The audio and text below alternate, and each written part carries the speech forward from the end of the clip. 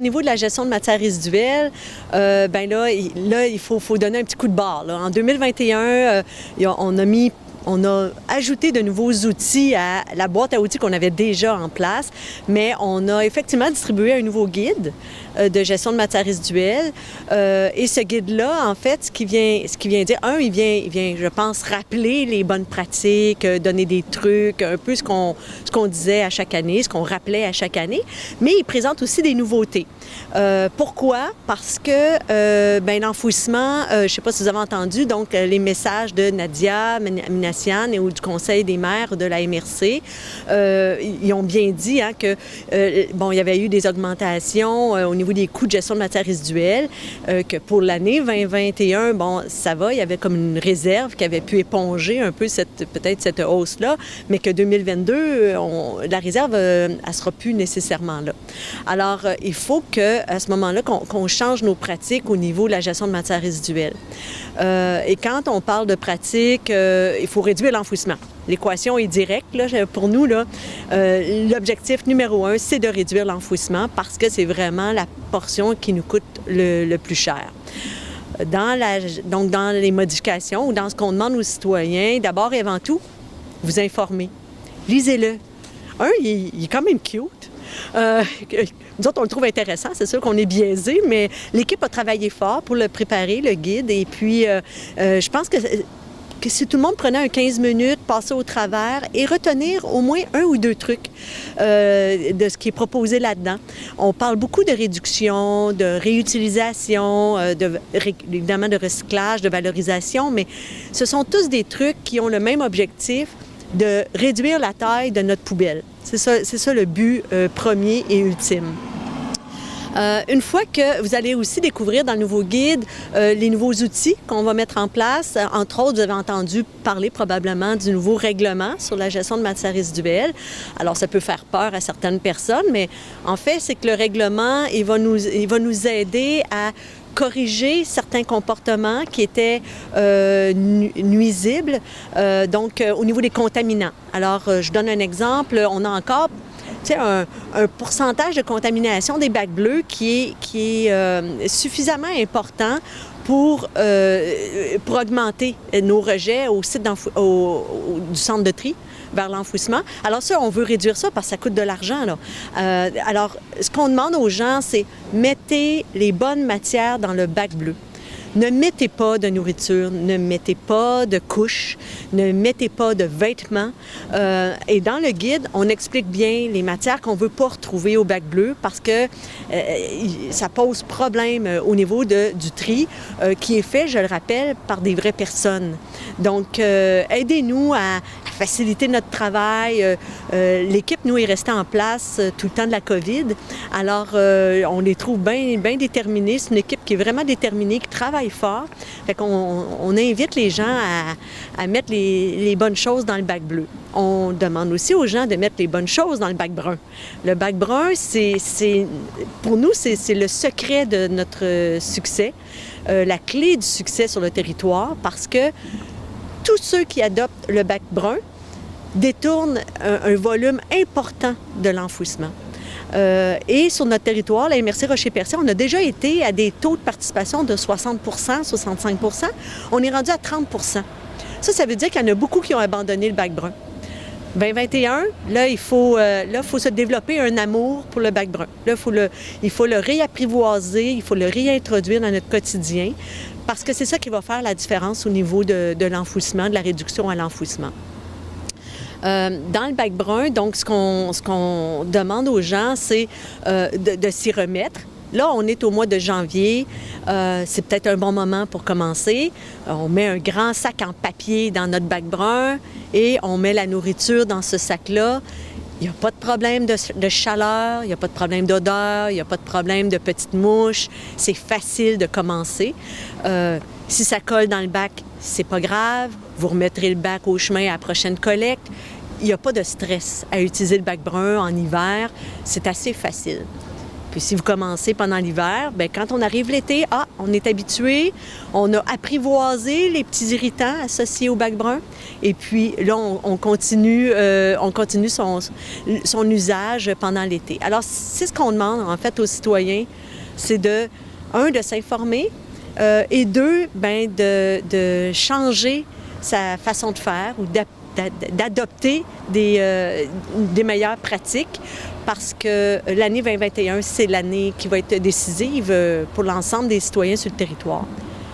Puis en plus, ce qui va dans le bac brun, ça sert à faire du compost. Super de bon compost. Bien, écoutez, le compost cette année, là, on a vendu en 2020, là, tout le monde s'est mis au jardin, la COVID aidant, mais en 2020, on a vendu le double de compost des années précédentes. On a épuisé tous les inventaires qu'on avait. On avait des listes d'attente pour le compost. Pour nous, c'est une excellente nouvelle. La matière était belle aussi. On avait une belle qualité. Donc, ça, c'est juste des bonnes nouvelles pour notre territoire. On est privilégiés. Nous, on se fait appeler, je vous dirais, minimum aux 2 semaines. J'ai encore un courriel ce matin, des gens qui disent « Hey, nous, on aimerait ça, avoir vos outils. Mon Dieu, vous êtes chanceux. » C'est vrai qu'on est chanceux. On a tous les outils sur notre territoire.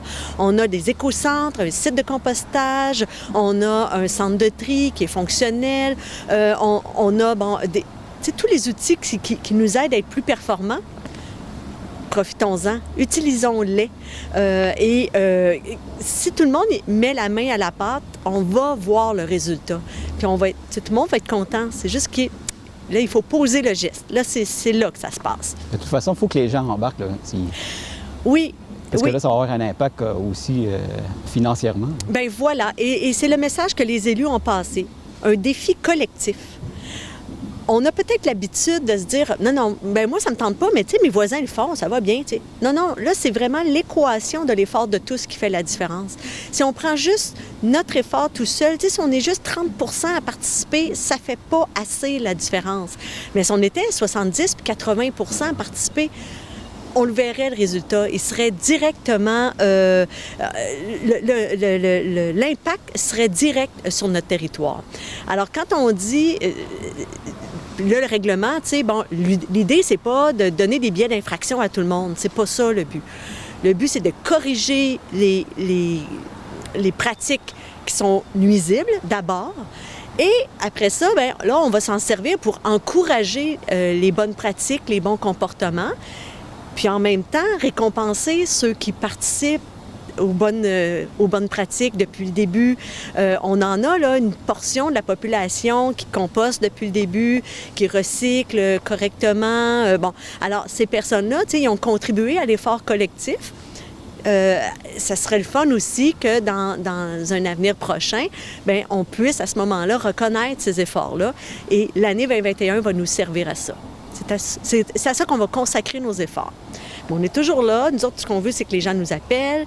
On veut participer à leur avancement. Puis quand les gens nous appellent et disent « Ah, tu sais, écoute, je ne sais pas trop comment faire, puis ça ne me tente pas, honnêtement, mais je vais prendre 1 ou 2 trucs. » On a du monde dans le bureau, là, ils font que ça, répondre au téléphone, puis donner des trucs, puis, tu sais, aider, là, ils adorent faire ça. Appelez-nous.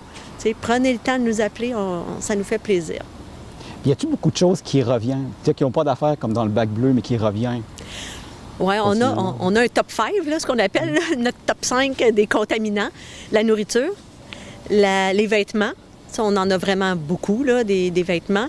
Tout ce qui est... on a beaucoup de matériaux, soit de construction, tu sais, des toiles de piscine, des grandes bâches. Ça ne va pas dans le bac bleu. Ce qui va dans le bac bleu, si on veut une façon facile de s'en rappeler, un emballage, un contenant ou un imprimé. Okay? Donc, un journal, un livre, un document écrit, ça va dans le bac bleu. Un contenant, une bouteille, un pot de conserve, ça va dans le bac bleu. Mais quand de la nourriture, c'est pas un contenant, c'est pas un emballage, c'est pas un imprimé, et ça cause énormément de dommages. Ça contamine beaucoup de matière. Donc ça, on retrouve souvent aussi des gros, des gros paniers à linge par exemple. C'est pas une matière qu'on est supposé rentrer dans le bac bleu, tu sais, en forçant, là. Tu sais, si tu es obligé de forcer avec ton pied, là, c'est parce que ça va pas dans le bac bleu. OK. Alors, le guide est beaucoup plus explicite. Puis on le sait que c'est compliqué aussi. Parce que les plastiques, hein, combien qui nous appellent pour dire, oui, mais là, il y a à peu près 18 catégories de plastique, là. Ça, on peut-tu le mettre, on peut-tu pas le mettre? Appelez-nous. Dans ce temps-là, appelez-nous. On a quand même une page dans le guide qui explique bien, tu sais, si ça s'étire, mets-le dans le bac. Si c'est cassant, aux poubelles. Alors, ces petits trucs-là, on les donne dans le guide, puis je pense que ça peut faciliter le travail des gens au quotidien, à la maison. Là, les gens ont reçu le guide Oui. à la maison. Oui. Il est-tu disponible quand même en ligne? Oui, il est disponible en ligne. Puis quand les gens ont reçu le guide, il y avait à l'intérieur le calendrier. Je peux vous dire qu'on a déjà, il y a 3 des gens qui l'ont directement mis au bac bleu, fait qu'on l'a reçu ici au centre de tri. Alors, on sait qu'il y a des gens qui nous appellent, qui vont dire, moi, je ne l'ai pas eu. Mais on sait qu'il y en a là, qui l'ont mis directement au bac bleu sans le lire, puis le calendrier était dedans. Mais donc, tout le monde a reçu le guide et son calendrier. Puis à l'endos du calendrier, on a un aide-mémoire, si on veut. Si les gens l'ont mis par mégarde au bac bleu, puis ils nous rappellent, puis disent, écoute, je ne l'ai pas, oui, on peut le télécharger sur le site Internet de la Régie. Si les gens veulent une copie papier, oui, ils peuvent venir en chercher une copie ici. Et puis, pour les personnes aussi qui préféraient avoir la version en anglais, on a des versions, on peut aussi distribuer une version en anglais. Ils nous appellent, puis on peut leur envoyer à ce moment-là. Alors, c'est ça, tout est là. Il s'agit juste de peut-être prendre le temps de le regarder comme il faut, puis de s'instruire et puis d'aller chercher peut-être une ou deux réponses à nos questions, faciliter notre travail. Fait que les outils sont là. Il manque juste la participation à 100 des gens. Oui, c'est ça. Les outils sont là. Ce qu'on demande, 1, informez-vous. 2, c'est le temps de changer la pratique, d'adopter peut-être 1 ou 2 ou 3 nouveaux bons comportements. Puis honnêtement, on devrait voir les résultats avant la fin de l'année, très certainement.